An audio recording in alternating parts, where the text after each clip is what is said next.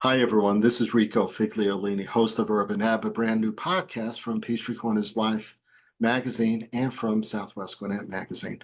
I have today a special guest with me, the CEO of Pipedream, Garrett McCurrach. Thank you, Garrett, for being with me. Yeah, absolutely. Super excited. Yeah, this is a good way for UrbanEBB to discover a bit more about what's going on in our small cities here in Peachtree Corners. You're a startup, actually, that's been around for about 3.5 years, and you're based out of Oklahoma, if I got that correct. Originally, we were based out of Oklahoma City and then have moved to Austin in the last year. Oh, wow. Okay, cool. Great place, Austin, Texas. Yeah. Um, so you're an entrepreneur. I've seen online a few things that some startups that you were involved with. You were a VP of business development at Martin Bionics. So you have a terrific entrepreneurial background, if you will, for a young person coming into this business in a logistics business, actually, which is what Pipedream is about, right? Hyper logistics, if you will.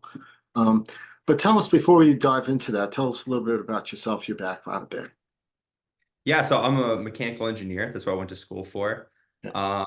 And realized that, there's so many things, just not on the not just the engineering side, but on the business side that goes into changing how things are done. So after I got done with engineering school, I decided not to take a job right away, and I figured I needed to learn business.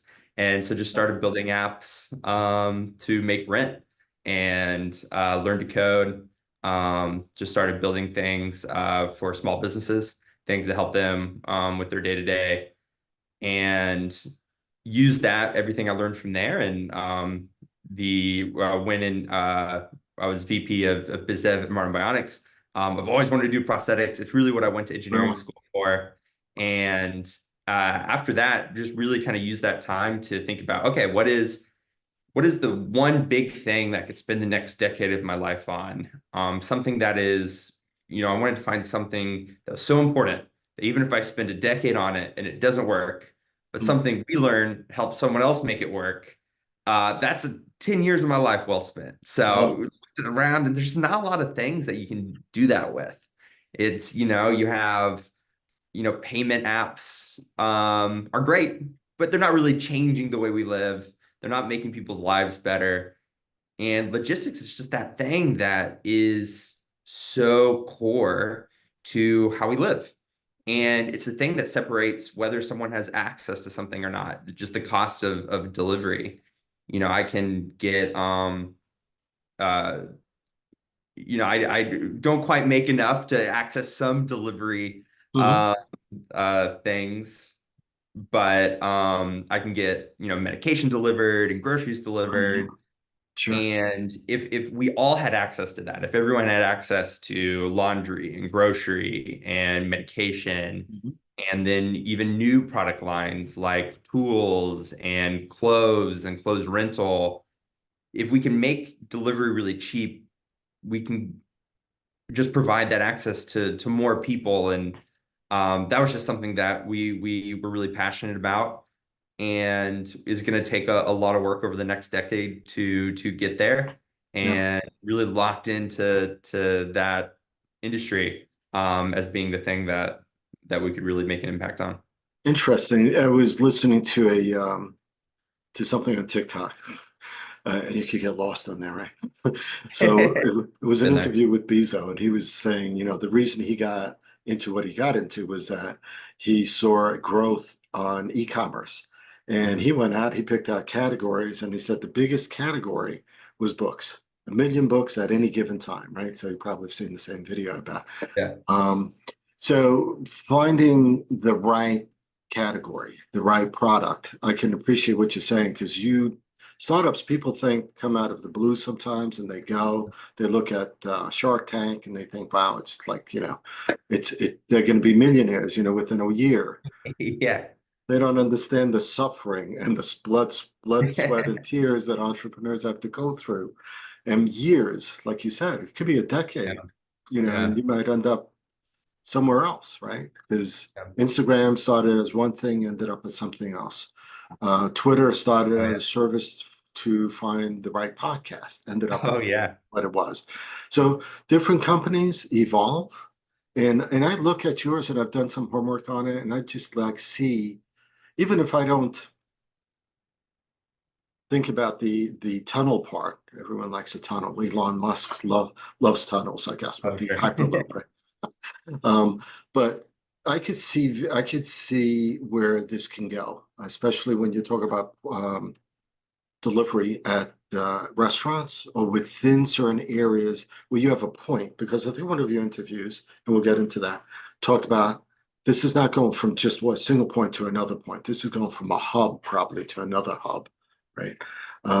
Because this way you have a place like Wendy's, which you guys are working with, as a point of delivery right outside the store, but also being part of this where it's going through a system heading into a campus of office buildings where someone doesn't have to leave their office building because that lunch, that whatever, starts out as lunch, but I could see it being products and other things being delivered within that. So tell us, so I'm talking too much, but tell us a bit about so how that works exactly and where you are with it.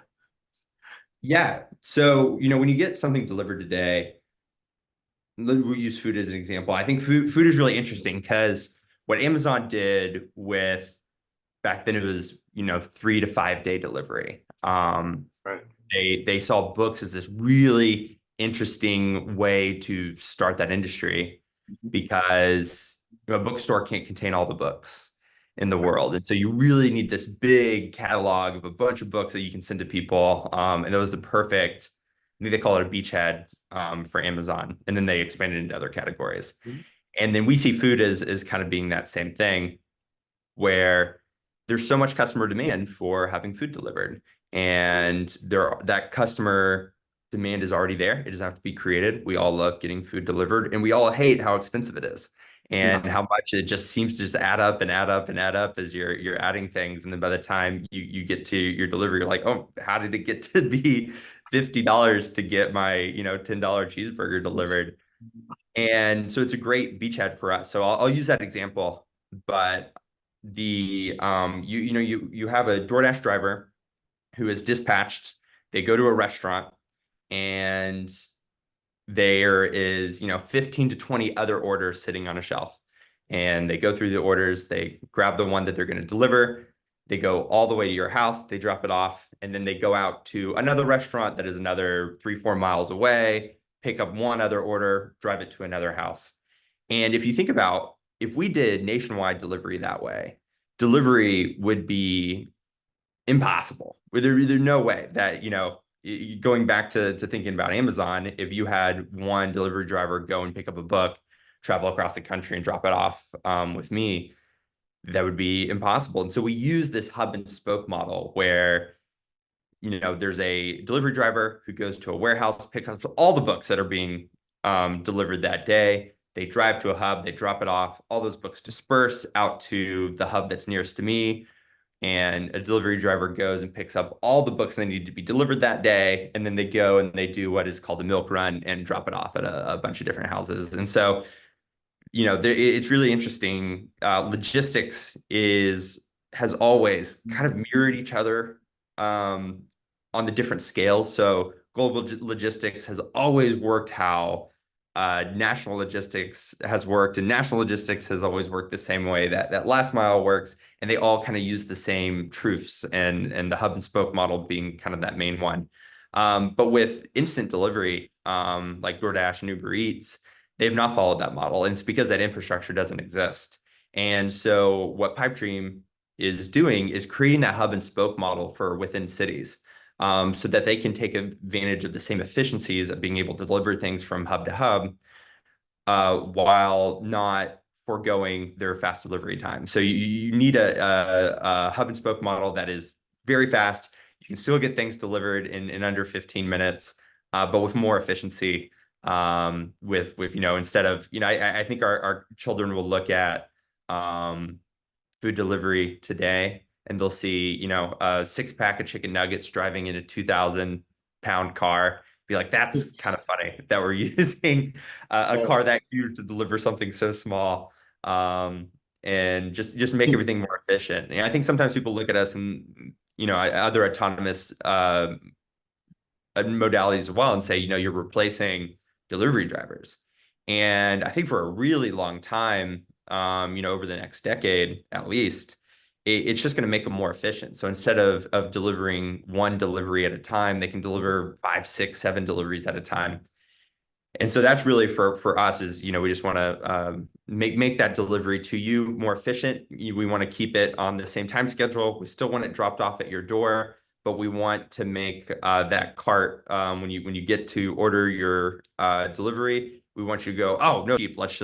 We'll do that all the time because it's just as cheap as going to get the food myself. Yeah, I can see that. I mean, I have a family of 5 in the house, right? So 3 of them, because of COVID and stuff, they're all living home.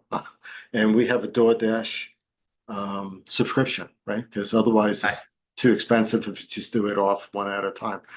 And I love the example of someone gave is like, the lunch you order, if it's just for one person, you're paying double that cost because of the delivery. Now, if you're doing 5 people, it's a little different maybe. And you also have a subscription, but it is what it is. There's different services that also want to get into this space, right? You have drone deliveries, you have other things going on, robotics delivery, like the autonomous mini vehicle that comes up. And oh yeah, I've seen experimented on college campuses, and of course, you leave people that have too much time on their hands, they'll pick up that robot and they'll put it somewhere else maybe, or other things that can happen to that.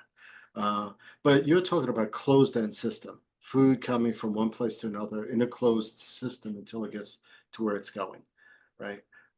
During COVID, we all had issues about deliveries and problems like that. This is one reason why the safety seals on lunch bags and items had to be done, because people are people sometimes, and things could go badly fast. But yours is a closed-in system, going from like a Wendy's or a Hub, let's say there, going straight to, let's say, I think the way this is being experimented, going right to Curiosity Lab in the city of Peachtree Corners, right? About a mile away, I think, or so. Yeah, about a mile. Yeah. And you guys are all done with that. That's actually working now, I believe. Yes, sir. Yeah. It's been working for a couple months. We've been working on it. Okay. So you've learned a lot in this process. This is the first city that you've done like this, I think. Oh yeah, we've learned a ton, and that was the goal. We have fallen in love with Peachtree Corners. It's such an amazing city, filled with just really really kind people. And what I love about Peachtree Corners is, and the reason that we picked it was one, it's a tech forward city. The region that we're doing the system in has a lot of other things as well. You have the self-driving cars. You have some of those small delivery sidewalk robots. Right. And that's one. And then 2, it's a really interesting environment as well. You drive around Peachtree Corners all the time, as I have too. It gets a little hilly and it's a little windy, and y'all have these big, giant, gorgeous trees.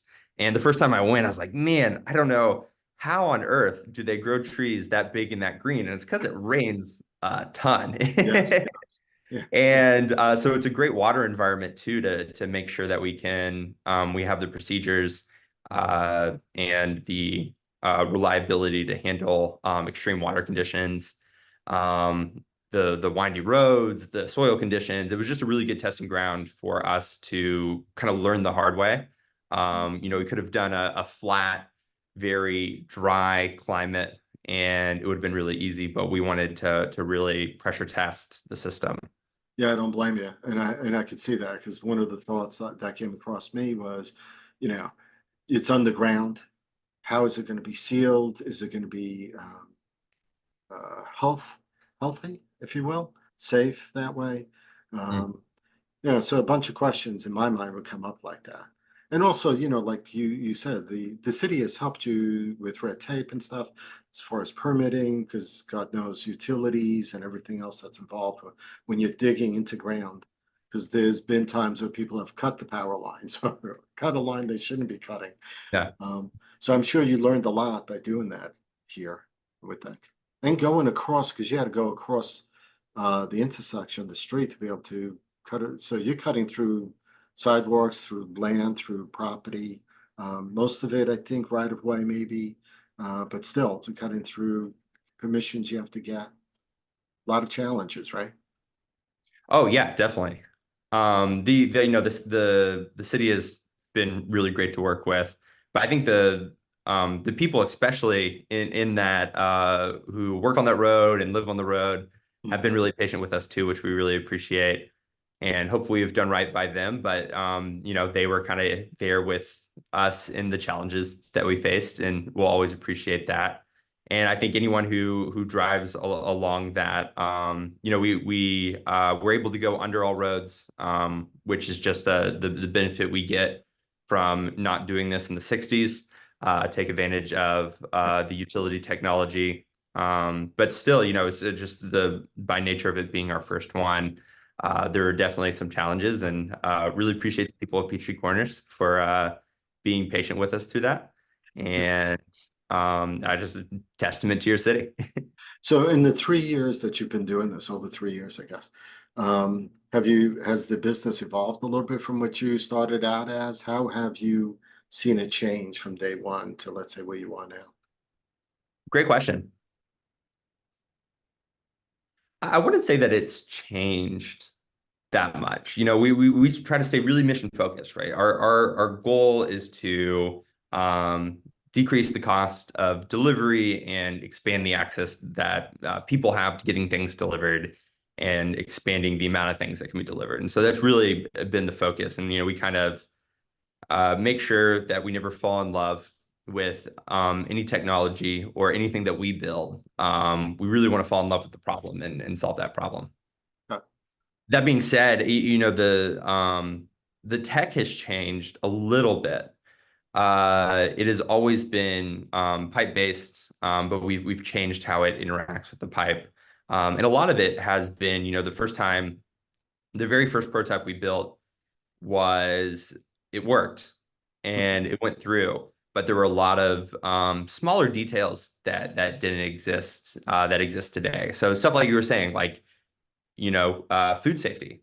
We want to make sure that we have higher food safety standards than even like a DoorDash driver or any other way that food we get to someone. So we make sure that the food is sealed. It is sealed within a container, and then that container is put into the robot, which then seals right. the container, and then the pipe that is being sealed in is kept really clean, and is sealed off from the outside world. So a lot of things like that, little details, Yeah. customer experience things have definitely evolved. I don't know if anything has changed that dramatically. We have, expanded. There were product lines that we didn't know about when we started. Mhm. We knew that they existed somewhere out there, but just by talking to customers, just understanding, okay, what are the biggest pain points?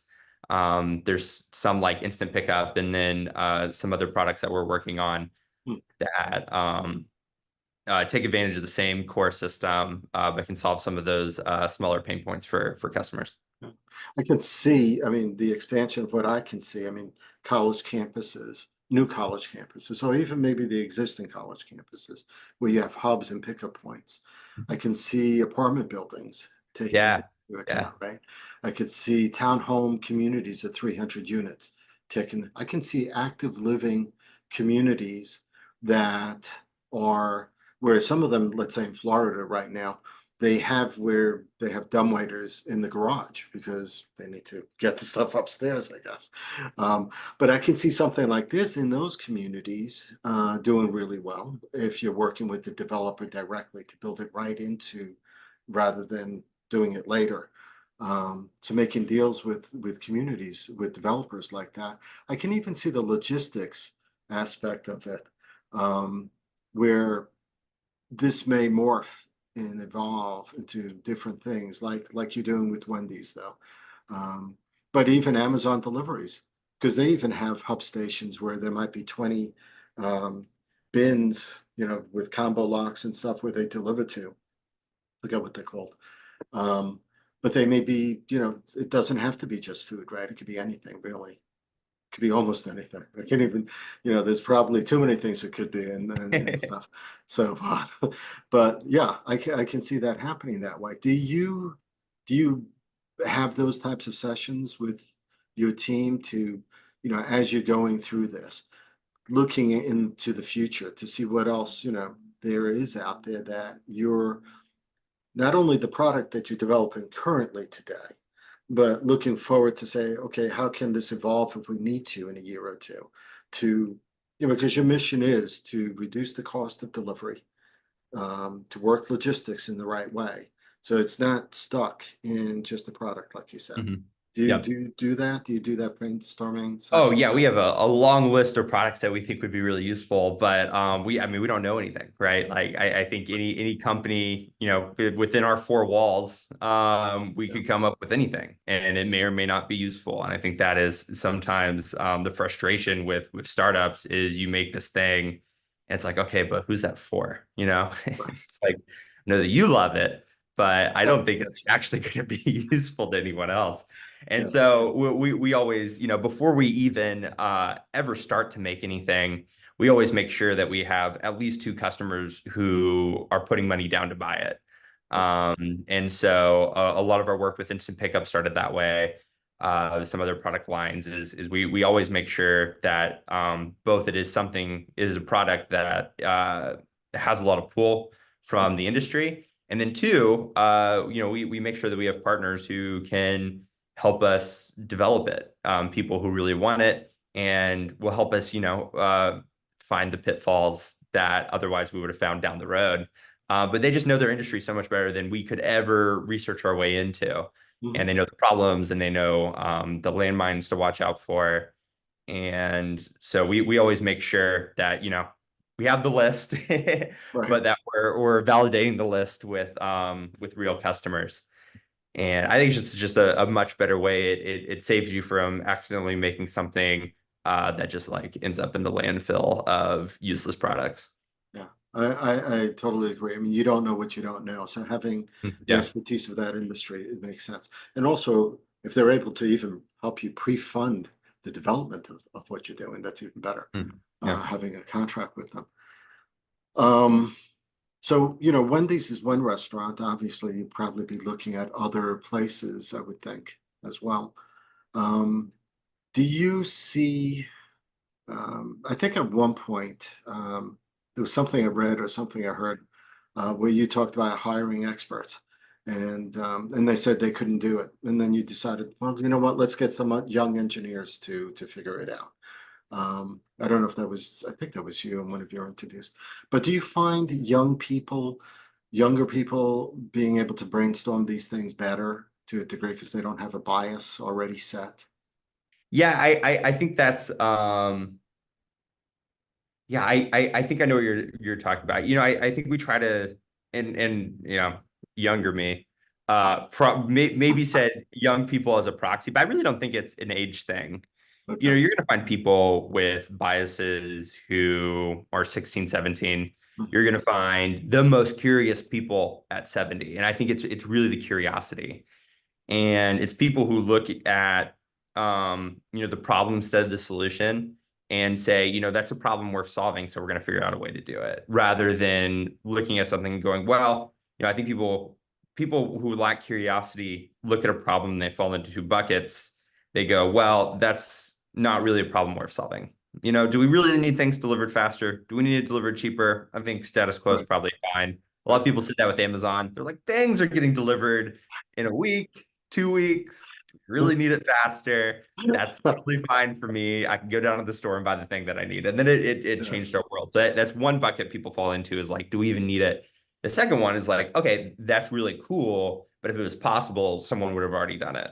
And that's like kind of the second like lack of curiosity trap that people fall into. And it's once you get stuck there, it's really hard to get out. And we just really look for people who have a high degree of curiosity. Mhm. And you can usually find those people who, we usually look for people who have a big portfolio of just personal projects, just little things that they've done themselves. And, Yeah. the best electrical engineer we've ever hired was in his 70s, and he was more curious and interested in things than any of us. So I don't think it's really an age thing. I think sometimes younger people have more time to be curious. Mhm. I have a Yeah. 2-year-old, they definitely understand that. But you know, it's not really about age. It's more we're looking for that curiosity. If anything, we trend to look a little older. That balance of curiosity plus the wisdom of being there is like a killer combo that you can't find anywhere else. Fair enough. Thinking about the last 3 years, because we've all lived through COVID, right? The future, when I think of your system and stuff, and I think of the way we've changed after COVID. I say after COVID, people are Yeah, still masking up in Europe a lot more now than they used to, actually. yeah, So it's not like it's gone, and there may be variations of it, but I see where people, I mean, I do shopping, but I'll use Instacart sometimes. I'll use DoorDash or Grubhub or something. So I'm ordering in versus going out to get it, let's say, right? yeah, And part of that, I think, is just that we were trained to some degree. Now people are going out. I mean, we go to restaurants still and stuff. yeah. Uh, but do you see the future, to some degree, we may end up in another pandemic. We may end up in other things. That a system like this or logistics of this sort, where it's bringing the cost down of delivery and touchless delivery to a degree, right? Because that's what this is. It's touchless delivery, right? I mean, granted, someone's touching it on one end, but they're not coming to you, delivering it right to you. You're getting a robot or an autonomous vehicle delivering it to you. Do you see your company taking advantage of that as well? And I mean, just even thinking about it, even hospital systems could probably use a similar function where you're delivering to hubs and stuff from a central pharmacy place, um, or as a pharmacy supply place within a hub like that. Do you see yourself working into other industries, other markets that way as well? Oh yeah. I mean, we really see ourselves as kind of this fiber optic network. When you hop on the internet, you don't really know. Like I don't know how my face is getting to your face. It's by way of a whole bunch of crazy infrastructure, a bunch of different methods. Yeah, My I'm over Wi-Fi, and then it goes into fiber optic, then goes to a server, and then more fiber, and then right. up into your home, and it's just crazy. But there's no way to tell. We're just getting internet, and I think we think about it the same way. We want to be part of the infrastructure that makes things faster, but it's going to take a lot of different things, and I think that's just an inevitable. Regardless of COVID, I think people are going to look back at grocery stores. I think our grandkids are going to look at grocery stores and they're going to be like, they used to make you work in the warehouse to like get your own things. And it's like, yeah, I guess that kind of is what it is. Like we're going through and doing, the pick and pack ourselves. Yeah, And they're gonna, use their brain computer to order a carrot and it'll be delivered, or whatever they have. that's fun. But yeah, I think, that is, yeah, we should want to go to things in public. And I think that is super important. And coffee shops and restaurants, they're amazing. Oh It's yeah, great to be around people and be around people in community, and restaurants are really this community asset, just like a park is. But I think you should want to go to be in community. You shouldn't have to go because it's the only way that you can access things. And what we want to do is make it to where you go if you want to, but you don't have to go to these places to make your daily life work. And oftentimes the way our cities are set up now, if you can't get around, if you don't have a car, if right, you have trouble moving, the city's not set up to get you the things that you need. And so that's really, we need to get to a place where regardless of where you are or who you are, you can get the things that you need. And then going out in public and being part of the community is something that you can do if you want and you have the ability to, but you don't have to in order to just survive. right. Makes a lot of sense. Europe is different than here. I mean, you're right. Yeah. We're a car society, so this is why EVs and autonomous vehicles want to make it easier for us. This way we can multitask, multi-screen, and do everything we want in the moment.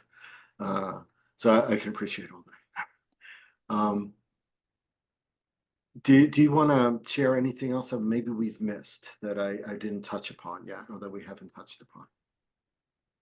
I can't think of anything. Yeah, I just you have a big listenership in one of our favorite cities, Peachtree Corners. And so I just want to say another thank you to anyone who lives there. We have really fallen in love with your city, and we'll always look for ways to thank you for being, location number one. There is a business that we are working with that we were actually going out to look at a test site for. I don't think it's not public yet, but to put an instant pickup system in Peachtree Corners, Yeah. just because we want to keep giving back to you all and make sure we do things there. So. Is it a food place? Yeah, there's probably about as much as we can say right now. There's probably too much, but just because we love Peachtree Corner, so I wanted to give you guys the little hint. Fair enough. I won't push it any more than that. We've been speaking to Garrett, CEO of Pipedream. Where can people find out more information about Pipedream? Yeah, like you said, we have a TikTok. It's Garrett_Scott is a great place if you want to just keep up with videos. And then our website is a great place to go for more information. So we have pipedreamlabs.co. And then we have a YouTube at Pipedream Labs for other videos as well. Excellent. So we've learned a little bit more about how urban cities are looking into hyperlocal delivery here with Garrett, and how his company is moving forward to doing this in the city of Peachtree Corners, a smart city, a forward-looking city that we are, with lots of opportunities for this type of company to come in. And God knows, I think we've seen, forget how many countries we represent actually here now, that have companies and startups and representation here in the city of Peachtree Corners, from all over the world, from Yeah, Switzerland to wow. other cities, so other countries. But thank you, Garrett. Appreciate you being with me. Hang in there for a second while I close this out. Thank you, everyone, for listening to us. Again, if you want to find out more about Pipedream, I'll have links in the show notes. So check that out. There'll be a video link as well, I think, of what the system looks like through this, and we might be able to put this within our interview on the video podcast version. So you might be seeing it during this time. But thank you again for being with us. Appreciate it. Yeah, thanks.